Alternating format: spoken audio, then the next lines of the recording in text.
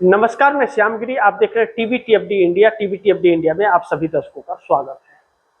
ममता बनर्जी ने ललकार दिया प्रधानमंत्री मोदी को। जिस तरह से बंगाल के अंदर बवाल है और भारतीय जनता पार्टी जिस तरह से टीएमसी के नेताओं पर अपना दबाव और प्रेशर शिकंजा प्रशासन का कस रही है, धमका रही है, बुलडोजर चला रही है, अलग अलग तरह से प्रताड़ित किया जा रहा है। ममता बनर्जी ने धरना प्रदर्शन किया, लेकिन उस धरने में ममता बनर्जी के आधा विधायक नहीं आए। मैं बार बार कह रहा हूं कि ममता बनर्जी के सांसद और विधायकों को तोड़ने की कोशिश की जा रही है। जहांगीर जो फालता से प्रत्याशी थे टीएमसी के, वह अपना नामांकन वापस कर लेते हैं, जो अभिषेक बनर्जी के बहुत खास माने जाते थे। अब ऐसे में टीएमसी के प्रत्याशी ही नामांकन वापस ले ले तो फिर मुकाबला कैसे? ममता बनर्जी आग बबूला हो गई। ममता बनर्जी ने कहा कि मैं कसम खाती हूं कि नरेंद्र मोदी की सरकार दिल्ली में मैं गिरा दूंगी। पहली बार यह रूप ममता बनर्जी का देखने को मिला है। ममता बनर्जी कैसे सरकार गिरा देगी यह तो वक्त बताएगा, लेकिन ममता बनर्जी अब जैसे लग रहा है कि ममता बनर्जी जब 2011 के अंदर 2011 में जैसे थी उस रूप में कहीं ना कहीं आ गई है। क्योंकि 2011 में जिस आक्रामकता से आंदोलन उन्होंने किया लेफ्ट के खिलाफ, लेफ्ट की सरकार मजबूत सरकार थी, पूरा बंगाल लेफ्ट के साथ था, हर कोई लेफ्टमय हो गया था, लेकिन सत्ता उखाड़ फेंकी और धार बनाया नैनो प्रोजेक्ट, और नैनो प्रोजेक्ट को बंगाल से उखाड़ फेंका। अब ममता बनर्जी पूरी तरह से यह तो जान गई है कि अगर नरेंद्र मोदी की सरकार जब तक केंद्र में है और मोदी शाह सत्ता में जब तक है, तब तक कोई भी विपक्ष का सरकार चला नहीं सकता। और खास करके ममता बनर्जी हो, तेजस्वी यादव हो, अखिलेश यादव हो, स्टालिन हो, उद्धव ठाकरे, शरद पवार हो, कोई भी नहीं टिक नहीं पाएगा और निष्पक्ष चुनाव भी नहीं हो पाएगा। यह समझ गई है ममता बनर्जी। इसको देख करके अगर ममता बनर्जी कसम खा रही है तो इस वक्त बंगाल के अंदर ममता बनर्जी के साथ उनके कार्यकर्ता भी खुल करके नहीं आ पा रहे हैं, डर और खौफ में जी रहे हैं। ऐसे में ममता बनर्जी के पास कौन सा वह आधार है जिससे मोदी सरकार को गिराने के लिए कसम खा रही है? 29 सांसदों की ताकत है, लेकिन असमंजस वाली परिस्थिति है कि क्या वह 29 सांसद ममता बनर्जी के साथ हैं या नहीं, यह एक बड़ी महत्वपूर्ण बिंदु है। लेकिन ममता बनर्जी रुकने के लिए तैयार नहीं है। ममता बनर्जी ने आखिरकार कसम खा लिया कि मोदी सरकार को उखाड़ फेंकूंगी, और ममता बनर्जी ने यह कर लिया है तो एनडीए गठबंधन के अंदर भी बहुत धार रहा है, बहुत ही बवाल है, घमासान है। बिहार के अंदर नीतीश कुमार जग गए हैं, बैठकों का दौर शुरू हो रहा है, और बिहार के अंदर आनंद जिस तरह से विरोध कर रहे थे और नीतीश कुमार को आगाह कर रहे थे, आनंद मोहन सिंह, अब इनको साथ हरि नारायण सिंह का भी मिल गया। अब सोचिए, आनंद मोहन सिंह और हरि नारायण सिंह दोनों एक हो गए और कह रहे हैं कि भारतीय जनता पार्टी धोखा दे रही है नीतीश कुमार को। ललन सिंह की चुप्पी साध लिए हैं कि अब पार्टी में बगावत हो गया, जेडीयू के अंदर बगावत हो गया, भारतीय जनता पार्टी को आप समर्थन देंगे तो पार्टी टूटेगी। दो धड़ों में बट रही है पार्टी। 80 विधायकों से 40 भी बचेगी कि नहीं बचेगी इसकी गारंटी नहीं है, और सम्राट चौधरी के विरोध में 68 विधायक नीतीश कुमार के थे, सम्राट चौधरी को नहीं चाहते। भारतीय जनता पार्टी के साथ जेडीयू के नेता नहीं रहना चाहते, और ललन सिंह और संजय झा भाजपा के साथ रहना चाहते। नीतीश को यह फैसला करना पड़ेगा। नीतीश ने सभी की बैठक बुला ली है, नीतीश बैठक में क्या फैसला लेंगे यह तो वक्त बताएगा। ममता बनर्जी उधर से ललकार रही है लगातार कि मैं अब छोड़ने वाली नहीं हूं मोदी साहब को, इनकी सत्ता गिरा करके ही रहूंगा, बदल के ही रहूंगा, सरकार गिरा देंगे। अगर नीतीश कुमार 85 विधायक और 12 सांसदों के साथ अगर भारतीय जनता पार्टी से अलग होने की तैयारी कर रहे हैं और पार्टी को बचाने के लिए, नहीं तो पार्टी दो फाड़ में बट गई है। और ममता बनर्जी उधर कसम खा रही है, 29 सांसद उनके पास में है। अगर यूं कहे तो इंडिया गठबंधन जो घटक दल था उस पर 234 सांसद थे, लेकिन वह इंडिया गठबंधन कहीं नजर नहीं आ रहा है, टूटता अलग अलग बिखरता नजर आ रहा है। अगर ममता बनर्जी क्या जोड़ पाएंगी सबको, यह एक बहुत बड़ा चैलेंज ममता बनर्जी के सामने है। लेकिन बवाल तो बंगाल में है, इस बात से इनकार नहीं कर सकते। जहांगीर खान का नामांकन वापस लेना यह डरा धमका करके कराया गया, जो ममता बनर्जी को रास नहीं आ रहा है। और नंदीग्राम से ममता बनर्जी चुनाव जीत जाएंगी इस बात की गारंटी नहीं है। और शुभेंदु अधिकारी हर वह सीमाएं पार करने के लिए आतुर हैं। जैसे तानाशाही वहां निकल पड़ी है बंगाल के अंदर, मुस्लिम वर्ग को जिस तरह से डराया धमकाया जा रहा है या टीएमसी के कार्यकर्ताओं का, टीएमसी का एक झंडा भी पकड़ने के लिए कोई कार्यकर्ता तैयार नहीं है। जबकि ममता बनर्जी सड़क पर निकलती थी, कारवां निकलता था, जहां तक नजर जाती थी लोग ही नजर आते थे। लेकिन वह ताकत ममता बनर्जी की भाजपा का सत्ता आते ही चल गई। 10 दिनों तक जो संग्राम चला, जो आगजनी हुई, दफ्तरों को कब्जा किया गया, बुलडोजर चला, मारपीट हुई, यह सब कुछ करवाया गया।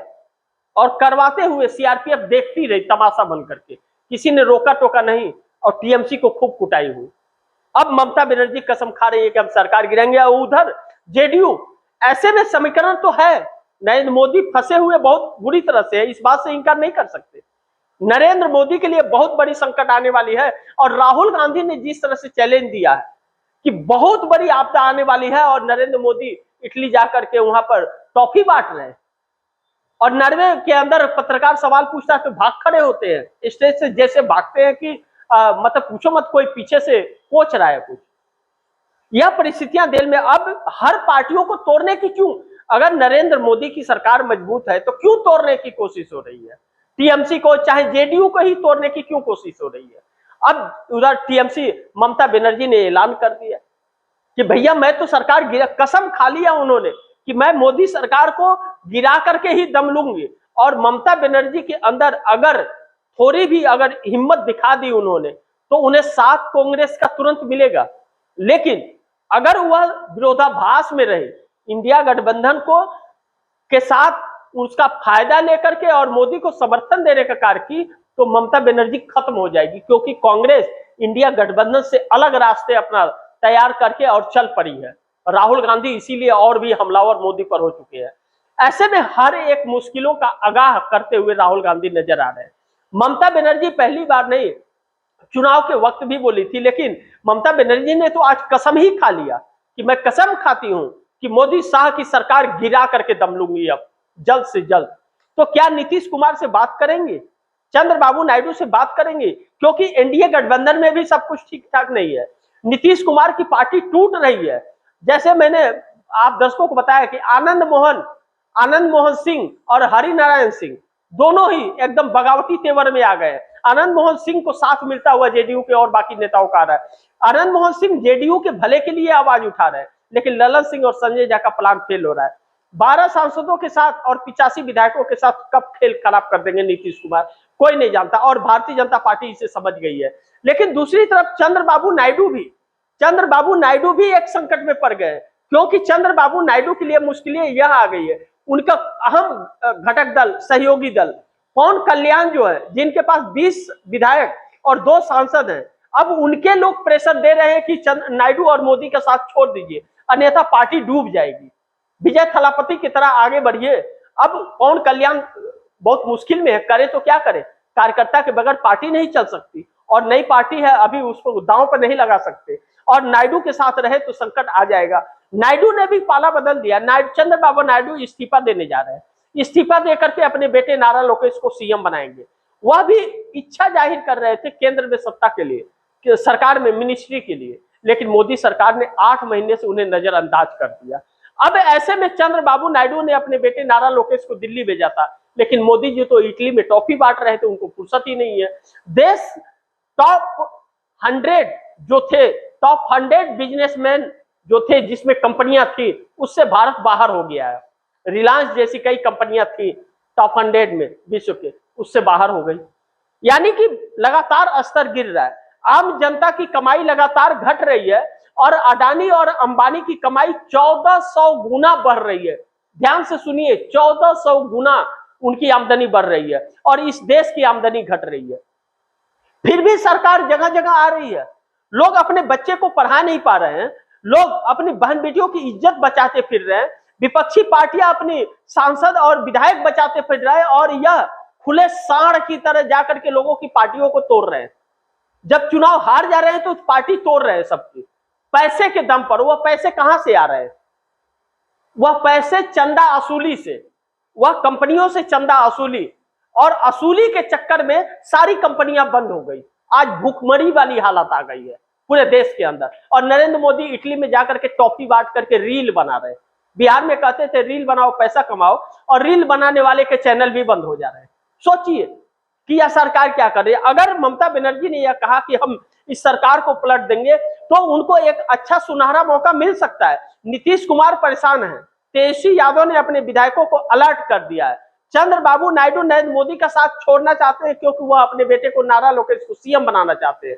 ऐसे में पवन कल्याण के ऊपर प्रेशर है, यानी कि एनडीए गठबंधन के अंदर 30 सांसद तो तुरंत छोड़ देंगे क्योंकि वह पूरी तैयारी में है। लेकिन ममता बनर्जी बाकी सांसदों को एक कर पाएगी क्या? आज भी कांग्रेस अपनी बातों पर अड़िग है। कांग्रेस कह रही है कि हमारे पास 99 सांसद, 100 सांसद हैं, 100 सांसदों का समर्थन हम देने को तैयार है, 172 जो भी तैयार करके लाएगा। ममता बनर्जी कर सकती है अगर तो। और आज जो कसम खाई ममता बनर्जी ने कि मोदी सरकार गिरा दूंगी, मोदी सरकार गिरते सारी समस्याओं का समाधान निकल जाएगा। क्योंकि जो मोदी सरेंडर किए हुए हैं अपने आप को ट्रंप के सामने, जो अमेरिका से ट्रेड डील किया, जैसे ट्रेड डील टूटा सारी परिस्थितियां सामान्य हो जाएगी। हमारा ईरान और रशिया से सामान आना शुरू हो जाएगा। लेकिन नरेंद्र मोदी को इजराइल और अमेरिका चाहिए। नेतन्याहू और ट्रंप से दोस्ती इनकी है क्योंकि इनके काले चिट्ठों की फाइल वहां पर है। साफ कहते हैं राहुल गांधी, एप्स्टीन का भूत इनको जीने नहीं दे रहा है, अडानी का केस इन्हें रहने नहीं दे रहा है चैन से। ऐसे में विपक्षी दलों को एक होकर के कड़ा मुकाबला करना चाहिए। लेकिन इंडिया गठबंधन के ही घटक दल है, स्टालिन डीएमके तमिलनाडु के अंदर कहते हैं कांग्रेस से नाता तोड़ दिया हूं, मैं इंडिया गठबंधन का हिस्सा हूं। है कहां इंडिया गठबंधन? पूरा देश तबाह है, लेकिन यह नेता अपनी नौटंकी कर रहे हैं, अपनी अपनी जेब भरने के अलग अलग नायाब कोशिश कर रहे हैं।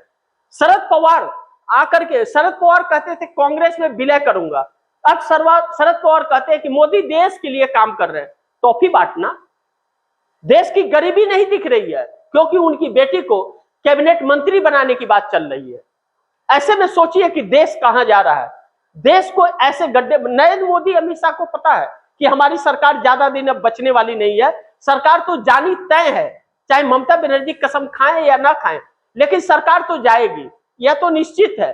चाहे विपक्ष सरकार बनाने की हालात में हो या ना हो, लेकिन सरकार गिरनी और इनको इस्तीफा देना पड़ेगा मोदी को, क्योंकि हालात ऐसे हो गए हैं कि आम जनता ही सड़क पर आ जाएगी, उन्हें बर्दाश्त नहीं होगा। लोगों को रहने के लिए जगह नहीं है, खाने के मोहताज हो रहे हैं, सरकार कंगाल हो गई है, खजाना खाली है, कर्ज के ढेर पर बैठी हुई है और हमारे देश का प्रधानमंत्री जाकर के टॉफी बांट रहा है। लाखों करोड़ों युवा बेरोजगार हो गए। सोचिए 21 तारीख से 23 तारीख तक ऑटो ड्राइवर, कमर्शियल व्हीकल, उबर, ओला, यह सब बंद हो गए, धरने पर हैं सब। इस देश के करोड़ों युवा सड़क पर हैं, वह धरना दे रहे हैं, उनका भविष्य दांव पर लग गया, पेपर लीक हो रहा है बार बार, और सरकार कह रही है कि हम तो चुनाव जीत रहे हैं। बेशर्मी की भी हद पार हो गई है इस देश के अंदर। सरकार इतनी निर्लज्ज हो गई है कि मतलब क्या कहें। रुपया 97 को पार हो गया, लगातार रुपया गिर रहा है डॉलर के मुकाबले, करेंसी हमारी एकदम पतली होती जा रही है। वही प्रधानमंत्री नरेंद्र मोदी जो 14 के पहले कहते थे क्या बात है कि रुपया हमारा पतला हो रहा है, भारत की साख जा रही है, आज क्या डांस कर रही है? आज प्रधानमंत्री टॉफी बांट रहे हैं, विदेश में जाकर के मजे कर रहे हैं और देश संकट से गुजर रहा है। ऐसा होता है किसी देश का? किसी देश का कोई राजनयिक गया क्या कहीं विदेश दौरे पर? लेकिन हमारे प्रधानमंत्री कई देशों के दौरे पर जा रहे हैं। क्यों? क्या लेकर के आने गए? कभी प्रधानमंत्री ने बताया कि हमने क्या लेकर के आया देश के लिए? देश के बेरोजगारों को सुप्रीम कोर्ट काकरोच कहता है, प्रधानमंत्री परजीवी कहते हैं, देश को गुमराह करके हिंदू मुस्लिम में बांट करके देश को लूटा जा रहा है और देश कह रहे हैं कि विकसित बनाएंगे। खाने के मोहताज हो गए लोग, लगे हुए रोजगार जा रहे हैं। 2.5 करोड़ तकरीबन क्या नाम कि किराना स्टोर बंद हो जाएंगे, मेडिकल स्टोर बंद हो रहे हैं, कंपनियां बंद हो रही हैं, लगे हुए रोजगार और धंधे लोगों के जा रहे हैं। गाड़ी चलाना छोड़ दीजिए, खाने के मोहताज होने वाली है ये देश। और तभी भी सरकार को थोड़ी भी लज्जा नहीं आ रही है किसी चीज की। अब ममता बनर्जी ने कहा तो, लेकिन ममता बनर्जी अपनी बातों पर कायम रहेंगी। आज ममता बनर्जी ही वह गुनाहगार है जिसकी वजह से नरेंद्र मोदी सरकार है, यह हकीकत है। नहीं तो नीतीश नायडू कब का साथ छोड़ दिए होते। ममता बनर्जी ने इस सरकार को बनाए रखा क्योंकि वह अपने फायदे के लिए अडानी से धन अर्जित कर रही थी। भारतीय जनता पार्टी के बाद सबसे ज्यादा टीएमसी को चंदा आया, लेकिन आज अभिषेक बनर्जी पर जब शिकंजा कसा, उनको ईडी शिकंजे में कसी है, जेल भेजने की तैयारी हो रही है, तो सरकार गिराने की याद आ रही है ममता बनर्जी को। हकीकत यह है, इस देश का और इस देश के गरीबों का, महिलाओं का दर्द इन लोगों को नहीं दिखता, इन नेताओं को। यह नेता इस देश को बेवकूफ बना रहे हैं। सरकारें आती हैं, सरकारें जाती हैं, लेकिन सरकार देश हित और देश की होनी चाहिए। सरकार तानाशाह और स्वार्थ की नहीं होनी चाहिए। यहाँ तो प्रधानमंत्री कहता है कि 2047 तक हम विकसित देश बनाएंगे, हम तीसरी अर्थव्यवस्था बनेंगे, और आ जाता है 6 नंबर पर। देश का खजाना खाली हो गया और 5 ट्रिलियन का सपना देखता है। लोगों को बेवकूफ बना रहे हैं। मंदिर, मस्जिद और हिंदू मुस्लिम में लोगों को लपेट करके, चुनाव आयोग को अपने कब्जे में और पत्रकारिता को अपने कब्जे में कर करके देश को बेवकूफ बनाया जा रहा है। सच्चाई से मुंह मोड़ा जा रहा है, सच्चाई दिखाने से वंचित किया जा रहा है लोगों को। टीवी चैनल वाले जितने झूठ दिखाते हैं सब, पत्रकारिता का स्तर 157 नंबर 157 नंबर पर चली गई है। सोचिए, नॉर्वे के अंदर जिस जगह प्रधानमंत्री मोदी भाग खड़े हुए पत्रकारों से, वह विश्व का नंबर 1 देश है पत्रकारिता में, यानी कि स्वतंत्रता और संवैधानिक देश है। और भारत जो महान कहा जाता था, लोकतांत्रिक और संवैधानिक कहा जाता था, जिस देश को लोकतंत्र और संविधान मिला, उसको हमारे देश की सरकार ने तार-तार कर दिया। नरेंद्र मोदी काले अक्षरों में इतिहास के पन्नों में लिखे जाएंगे। इतिहास को मिटाने वाले खुद इतिहास बन जाएंगे आने वाले दिनों में। जनता ने अगर ठान लिया, इंतजार है कि जनता कब ठानती है और जनता कब अपनी जो लाचारी है उस लाचारी पर कब उससे बाहर निकल करके वह इस सरकार को जवाब देती है। फैसला तो जनता को ही करना है। बाकी आप दर्शक क्या सोचते हैं और आप दर्शकों की क्या राय है, कमेंट बॉक्स में जरूर दीजिएगा। इस खबर को ज्यादा से ज्यादा शेयर कीजिएगा, अपने दोस्तों को भी कहिएगा आगे शेयर करें। और आपने अगर टीवी TFD इंडिया को सब्सक्राइब नहीं किया, सब्सक्राइब कर लीजिए, अपने दोस्तों को भी कहिएगा सब्सक्राइब करें। मिलते हैं अगली खबर के साथ, तब तक के लिए नमस्कार।